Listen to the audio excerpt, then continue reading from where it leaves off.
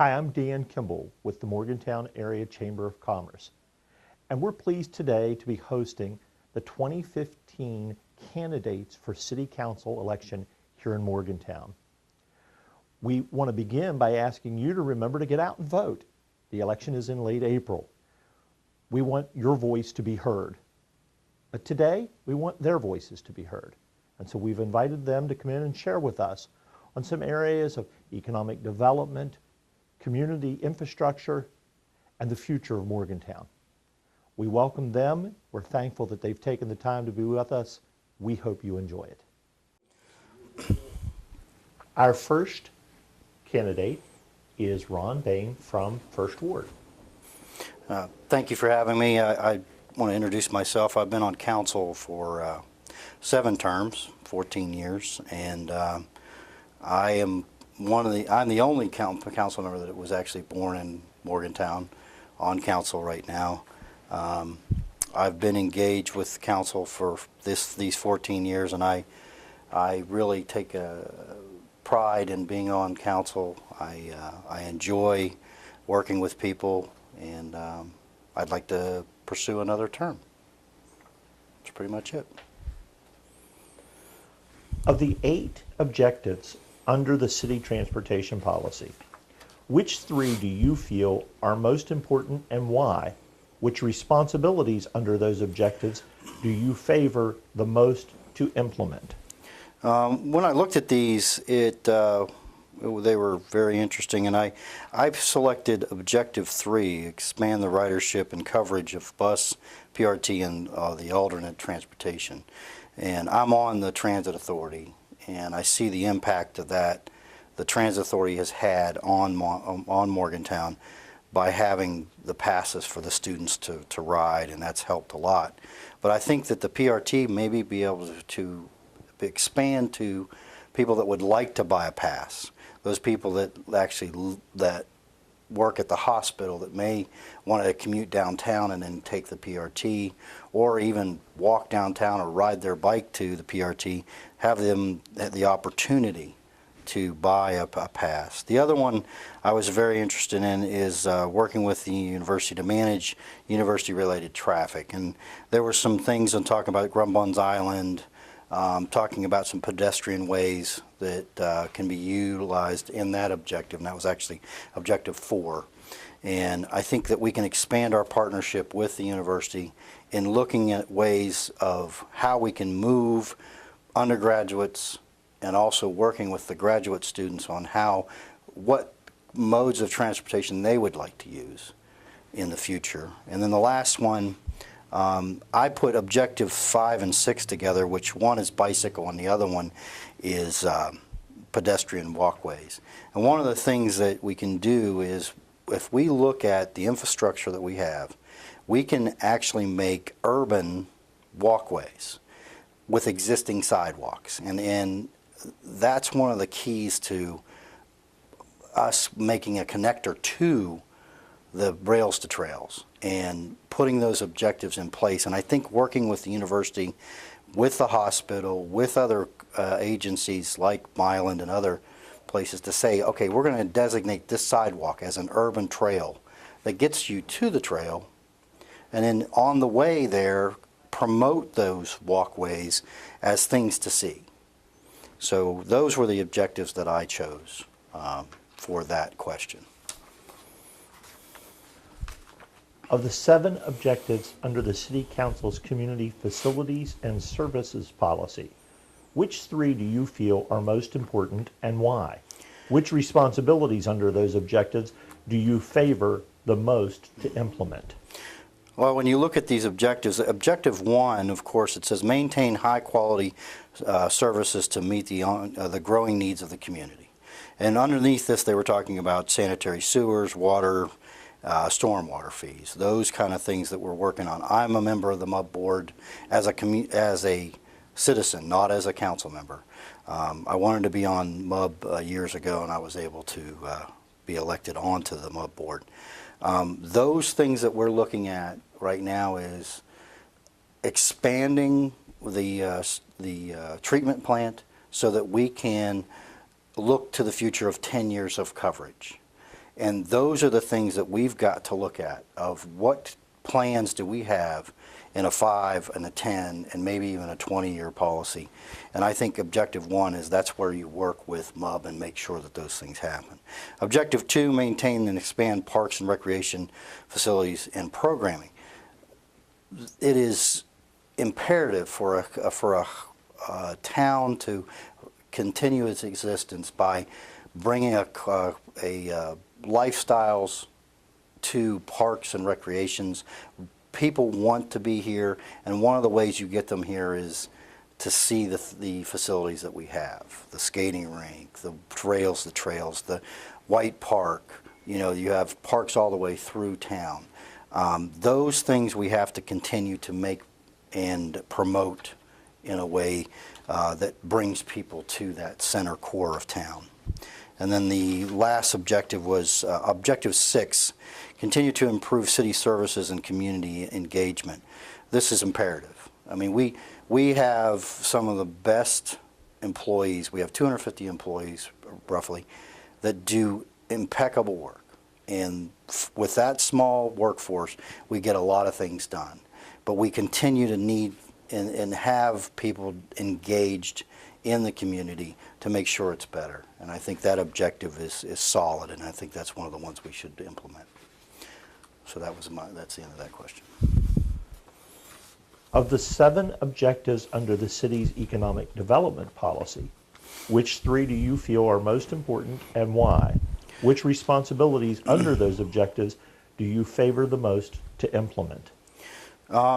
You know, the first one I chose was objective 2, retain and grow existing businesses. I think one of the things that, you know, when you look at the comprehensive plan, and it's talking about engaging the city manager on some of these, the city council. Also, I think we've got to engage, you know, the chamber along with this. These businesses need not only the patronage from those people that know them well, but also the engagement of the city to promote them and brand them as part of a city initiative to say, we want you to come and see these businesses and understand what they're trying to offer. And I think that's a crucial one to partner with City Council. We used to, I remember 2 councils ago, we actually asked businesses to come in every so often and just come on Channel 15 and tell us about their business. I think that would be a great thing to start again. Objective 3, capitalize on Morgantown's competitive advantages and attract businesses to the diversity of the city's economic base. What's our economic base? It's the university. It's all the university and the side businesses that go along with that. I think we need to partner more with them to understand what kinds of businesses that we can grow in town. You know, you look at the Panera, you look at the CVS that's going downtown. Those are 2 new kind of captured things. One of the things when I was a kid here, we had 3 drugstores on High Street. Now we're finally getting one back. And that's some of those essential services or items that kids want. You know, if they need Band-Aids, if they need cough medicine, whatever. You don't have to get in your car and drive clear somewhere. You can go downtown and get it. And I think those are things that they need. And then the last one I selected was provide desirable locations for business expansion. And I think one of the things that the city has done, and this is from previous councils, we looked at the economic growth at the airport. With the expansion of the airport and that economic area out there to bring businesses in, there'll be a lot of offshoots of those businesses out there. That may bring also businesses in town. Also looking at some of the properties downtown, what stock do we have downtown to maybe promote people? So those were the things that I picked. In what way would you build the trust between the City Council and those who elected them, between Council and WVU, between the developers and Council, between the State Division of Highways and Council, between trucking companies and Council, between community services, fire and police, and the community and university? That's a big question. And I think that one of the things that we have to start doing with all the things that are going on in the news, we have to set the standard. You have to have council members in there that are committed to following the rules, first and foremost. Secondly, we've got to reach out to them. Instead of making a ordinance or a change in an ordinance with one segment in mind, bring people to the table and make sure that we understand all it entails.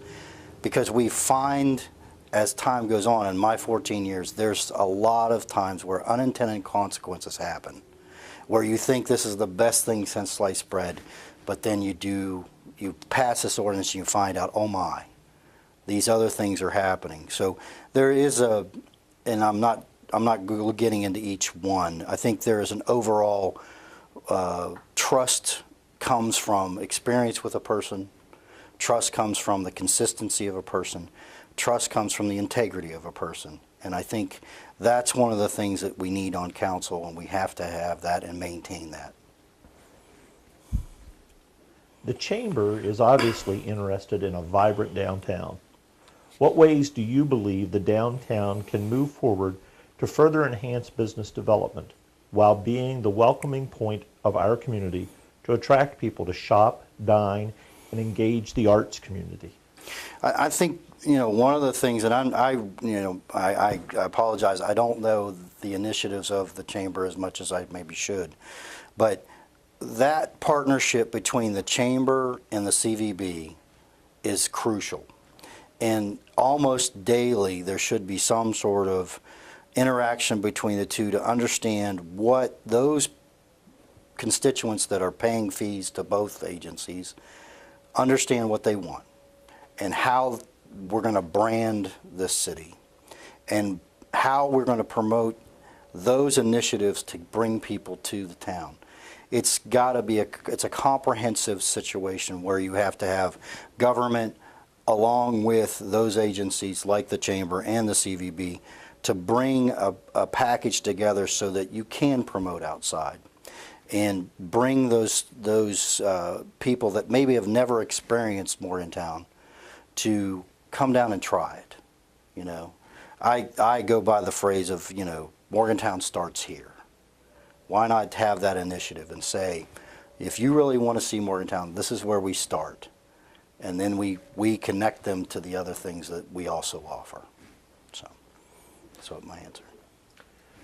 What specific skills do you bring from your private sector job that you believe would be beneficial for a member of council, particularly as it relates to small business interest in our community?